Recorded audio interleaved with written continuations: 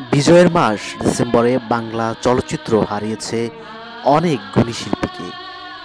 এর মধ্যে খলিলুল্লাহ খান মৃত্যুবরণ করেন ৭/১২/২০১৪ সালে, যিনি খল অভিনেতা ছিলেন।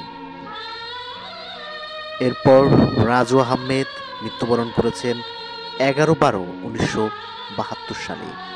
রাজ মৃত্যুবরণ করেছেন ১৯/১২/১৯৯৪ সালে। খান আতা ১১/১২/১৯৯৭ সালে। আমজাদ হোসেন ১৪/১২/২০১৮ সালে।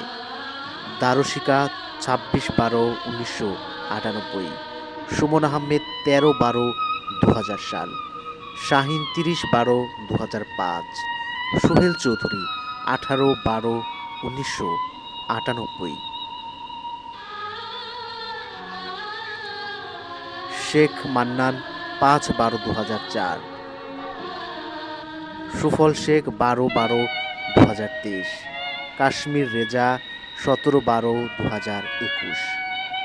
আহমেদুর রহমান, দীন মোহাম্মদ, আব্দুল কাদির, মঞ্জুর হোসেন, সোহরাব, দোয়েল ২৯/১২/২০১১। আপনারা যারা চিত্রনায়িকা দিঘিকে চেনেন, সেই চিত্রনায়িকা দিঘির মা মূলত দোয়েল।